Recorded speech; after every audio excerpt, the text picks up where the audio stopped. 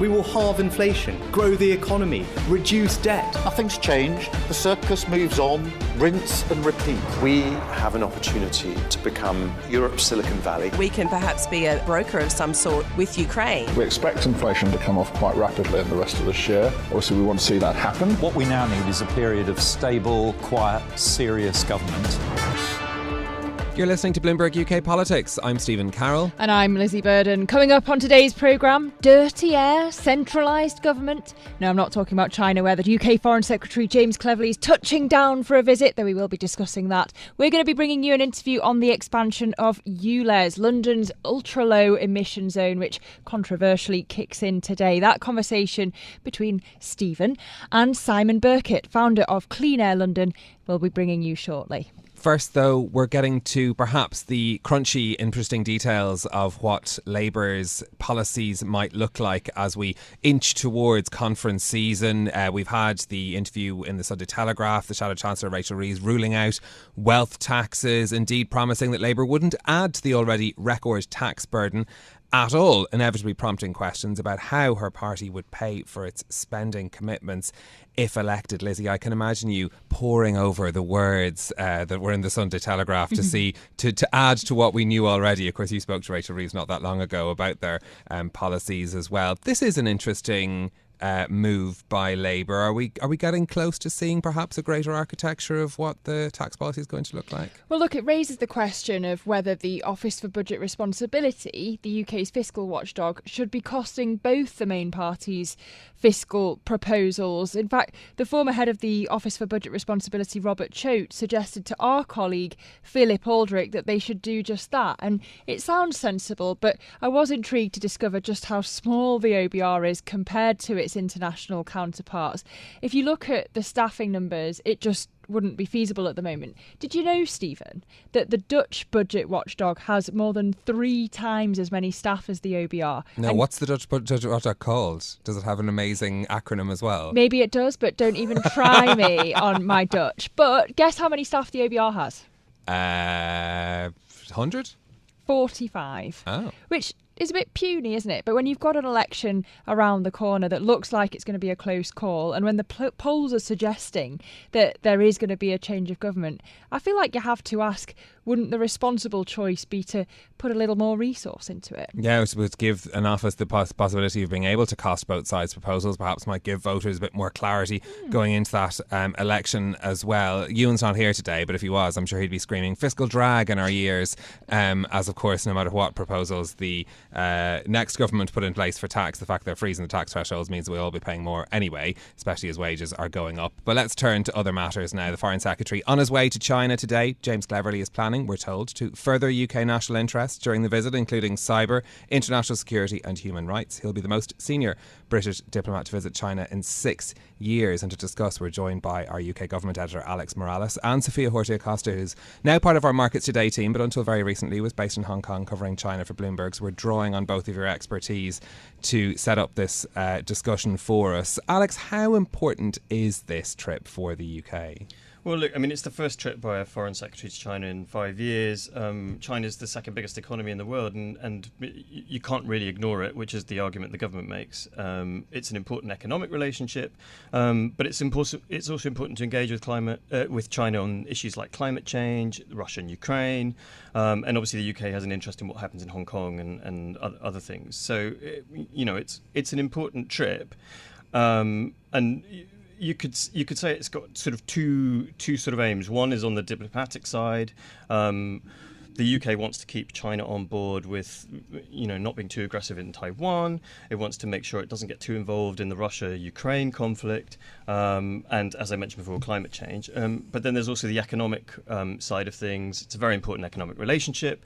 Britain, post-Brexit, wants to show that there are benefits to leaving the European Union, and there's a sort of pivot to the Indo-Pacific. Part of that you're seeing, we're negotiating a trade deal with India, but also there's an important economic relationship with China. So, Sophia, Alex says that Britain can't ignore China, but what's the view of Britain from China? Do they even care about us? I love that question. I mean, they do.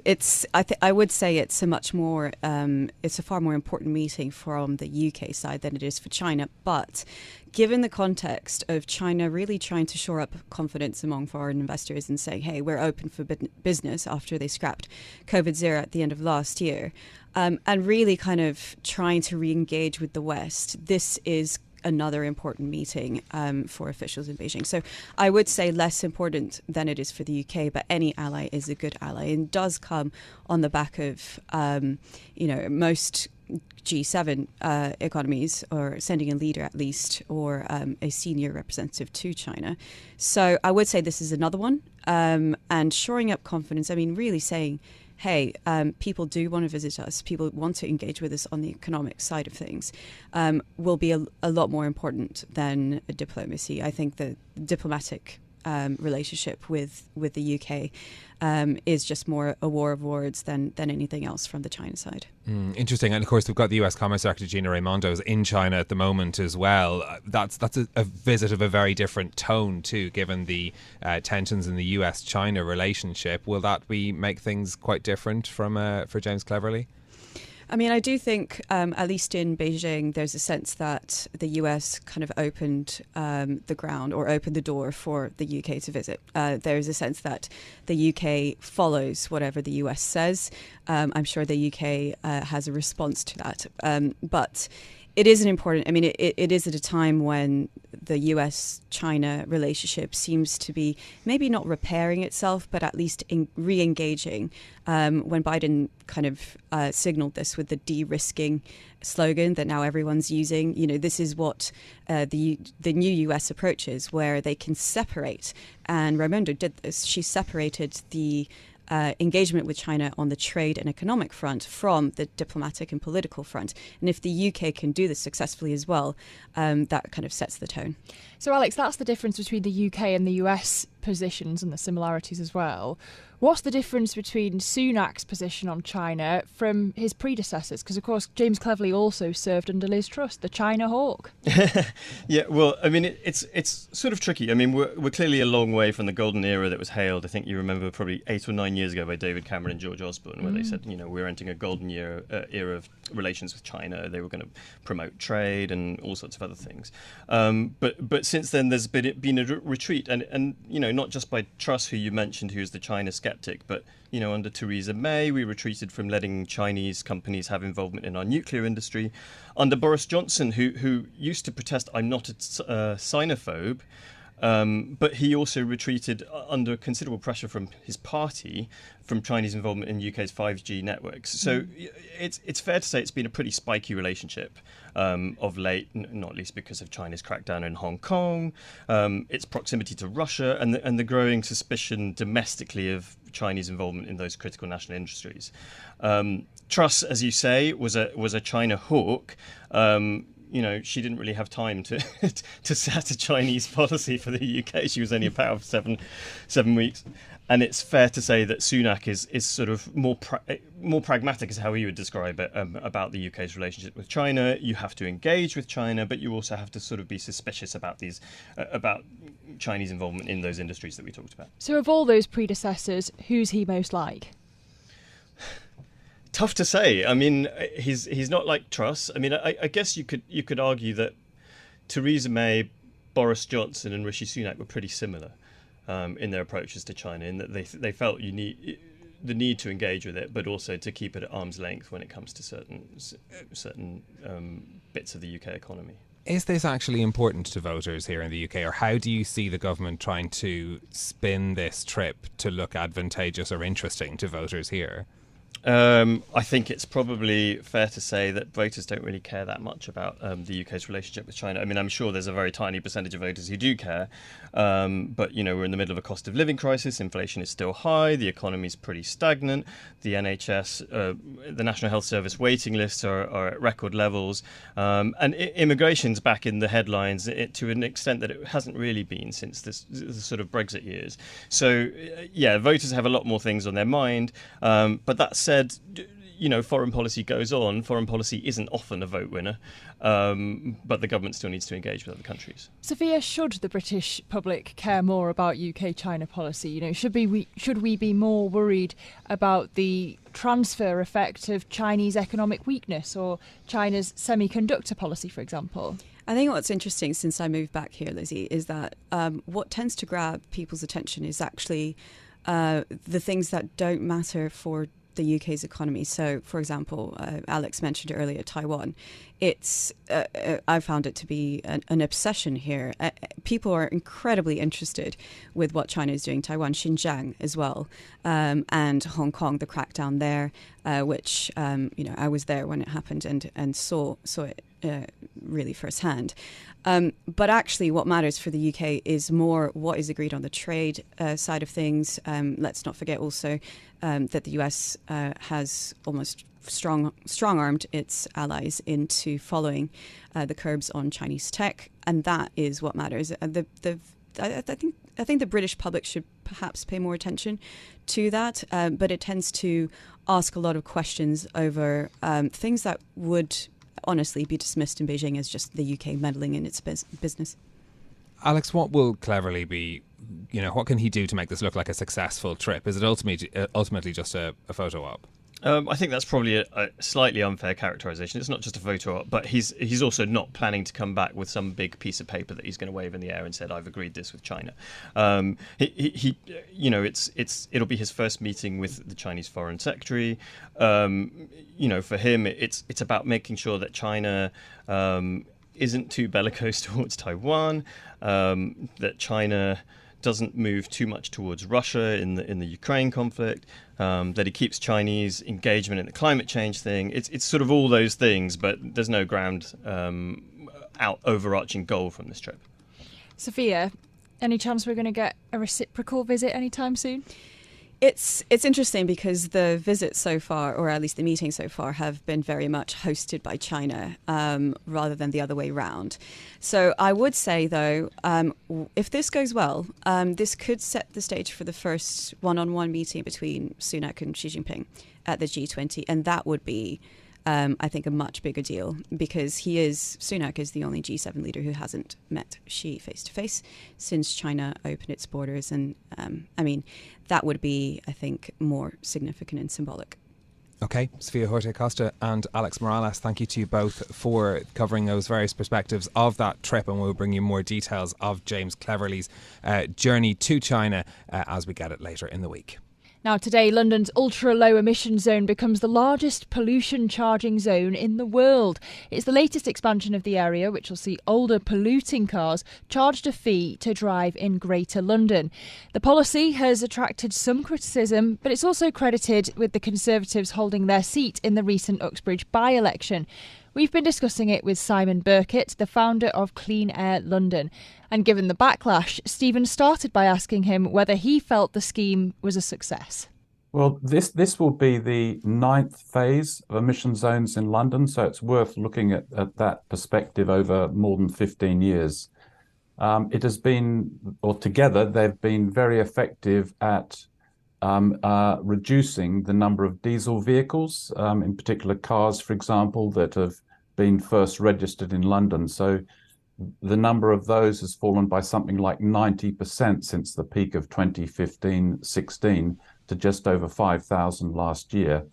But what the emission zones have done is target exhaust emissions, and the latest version targets the Euro 6 emission standard for diesel vehicles. This is an issue that has come into greater, perhaps, political debate in the wake of the Uxbridge by-election, which was seen as one of the key issues there that had the Conservatives retain their seat as they campaigned against it. Has it made you rethink, perhaps, how we need to sell policies like ULEZ to voters? Well, I think the leaders of both the main political parties got a bit overexcited after the Uxbridge by-election. The Conservative Prime Minister went out and I think he made front page headlines a few days later saying he was on the motorist side, which I think will be a rod which comes back to beat him. And Keir Starmer seemed to backtrack on clean air zones, where the current government decided many years ago that clean air zones are actually the best way to reduce emissions and concentrations in the end of nitrogen dioxide, a toxic gas. So I think both of them made mistakes. I think the silver lining that I would see is that because of those mistakes, I think what it's going to force, for example, is Keir Starmer to do his homework about what actually the problems are and the solutions, and also to think more carefully about his communications on these important issues, because the environment, climate, and air pollution, will be one of the top. Well, energy and air pollution will be one of the top 5 issues for the general election coming ahead. So I think there really is a silver lining to all that kerfuffle that took place immediately after the Uxbridge by-election. Could this rollout have been better handled, do you think? Well, it's a big measure. We need big solutions to tackle big problems. I think it's worth bearing in mind that London has a very big problem with nitrogen dioxide. As recently as 2014, one of the scientists was saying that we probably had the highest levels of nitrogen dioxide, a toxic gas, in the world. These successive emission zones, culminating in the latest phase today, have greatly reduced that harmful pollutant, probably by about 2/3 since the peak in 2014. So these are big measures which tackle big problems, and there will always be some discussion around them. So I'm not entirely surprised by the discussion we've seen, but clearly the Uxbridge by-election sort of just, it was a particular set of circumstances, and both sides got overexcited, I would say. Could it actually serve perhaps to strengthen the case for ULEZ zones? London isn't the only part of the UK looking at these sort of pollution charging areas. Do you think that having a more perhaps robust debate about them might strengthen the case for implementation? Well, I think we need to distinguish between congestion measures and emission measures. They're sort of 2 overlapping circles. London has a very small congestion charging zone and has these big emission zones. The government did a great deal of work after it lost in the Supreme Court in 2015 about breaching nitrogen dioxide laws, and it found that the cheapest way, most cost-effective way to comply with these laws is actually to introduce clean air zones. There are about a dozen cities in the UK which have been identified for that. The government's done that already. We've got something, akin to the one in London, in Bristol and Birmingham, but they're very small zones, really. What we're seeing more frequently, and will see more likely, I think, in the future, is really these emission zones targeting the larger vehicles. London has got a very specific problem that is, a big problem from big cities, and I think the lessons really will be seen probably in other cities like Paris and Brussels, who will follow London probably over the next year or two. The Mayor Sadiq Khan has come under a lot of criticism over this policy, even from his own party. How would you rate his performance? Well, Cleaner in London campaigns for clean air. I work with all the political parties and had good relationships over more than 15 years by sort of sticking to the facts. Clean Air in London is a strong supporter of this expansion of the ultra-low emission zone today. It is an important step on the path to phasing out diesel in London. We're well on the way to that. And I think the Mayor deserves credit for sticking with this policy. It is an important public health policy. And I think it's really worth remembering that air pollution is one of the greatest environmental health risks. And that's what the Mayor has made a personal priority. And it's helped him win 2 elections so far. You've talked about the step on a road to getting rid of emitting cars.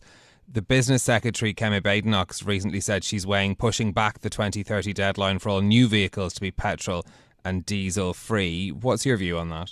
Well, I think we've seen the vehicle manufacturers manufacturers react very badly to that, it just sort of creates uncertainty. I mean, we know, I mean, the World Health Organization classified diesel exhaust as carcinogenic in 2012. We know we're going to be getting rid of fossil fuel emissions sooner or later. And I don't think it does any help, doesn't help anyone to sort of, create confusion about those deadlines, least of all, frankly, either the manufacturers or those who are thinking about buying cars. What Cleaner in London would really like the candidates for Mayor of London in May next year to do is really discourage people from buying these diesel vehicles in the first place. And they could do that by saying that they have a vision for London to be diesel free by 2030. And I think that would be a really positive thing because it would help a great many people. Do you have, from what you've seen from the candidates so far, and I appreciate that many of the parties are still in their selection processes, are you inspired by any of the particular candidates that you've seen? I try not to comment too much about the politics, but I think the real thing is that in the last 3 mayoral elections, air pollution has been one of the top 3 issues in those 3 elections. It's certain to be one of the top 3 again, and it may well even be the top issue. So I think the candidates really do need to focus on how they're going to achieve clean air, because London London voters really care about this, and that's what we've seen for many years. You've been campaigning on these issues for 17 years. Are you more or less optimistic now about the progress being made on policies to improve air quality? I've been extremely pleased by the progress made over that time. When I started campaigning in 2006, air pollution was about 3 or 4 times higher along the busy roads, nitrogen dioxide pollution. And through pushing for diesel measures, action by successive mayors, we've really seen that very big reduction. London had just about complied with the World Health Organization's guidelines for air quality in 2021, so I sort of almost completed my mission. But then after they produced new guidelines, which were about half for particles and slashed them for nitrogen dioxide. So I may have another 15 years of work to do to get the other 2/3 down from the current levels of, say, 30 micrograms per cubic meter. But what we need to tackle is not just vehicle emissions, but building emissions are the other elephant, or the big elephant in the room. And that's really about gas, heating and cooking. And I think you'll see that Chris Stark, I'm sure, the Climate Change Committee would see that they've had quite a lot of debate, let me put it that way, around, for example, gas boilers. We've seen complaints about onshore wind turbines, the possibility of a referendum on the UK's net zero target. But in the end, the facts are the facts. The science is showing that human activity is contributing to global warming. We need to go down a path to eliminate fossil fuels over the next 10, 20 years. And that's what we must do, because the consequences of not doing so, the costs of not doing so, are absolutely enormous. Do the next generation of policymakers take these issues seriously enough, and do you feel that they're ambitious enough to be able to tackle this? Well, I think they need to be a lot more ambitious. I've been very disappointed that successive governments have not given more powers to metro mayors and local authorities to tackle building emissions, to require zero and ultra low emission buildings, because these are responsible, say, for about 70 or 80% of the greenhouse gases actually emitted within London, a city like London. So we do need a lot more ambition level. But what is good to see is that, for example, when the Prime Minister's been put under pressure to have a referendum on the UK's net zero target or so on in 2050, he's backed away from that. And that's because there is actually strong cross-party support in Parliament and amongst the public, I think generally there's strong general support for taking climate action. So yes, there will be differences between the parties. Those will be amplified, of course, in the run-up to a general election. But I think we're going in this general election, but we definitely do need more ambition. There's no doubt about that. So that was Simon Birkett, the founder of Clean Air London, speaking to me about the expansion of the ultra-low emission zone. Look, I think really interesting pause for thought in there, including on what needs to be done next. And that's the kind of element of this we have to remember. There's been so much hoo-ha about the extension of ULEZ to Greater London. In fact, it needs to go further. There are laws and rules coming down the line that will require bigger changes to the cars on the roads, and London is going to be the place where that's going to have to be tried out first, simply for concentration rules. So lots of food for thought, I think, in that conversation as well. Indeed, controversial stuff. That's it from us for today. If you like the programme, don't forget to subscribe and give it 5 stars so other people can find it on Apple Podcasts, Spotify, or wherever you listen. This episode was produced by James Woolcock. Our audio engineer was Maruf Al-Hussein. I'm Stephen Carroll. And I'm Lizzy Burden. We'll be back with more tomorrow. This is Bloomberg. Bloomberg UK Politics. Listen weekdays at noon on DAB Digital Radio in London.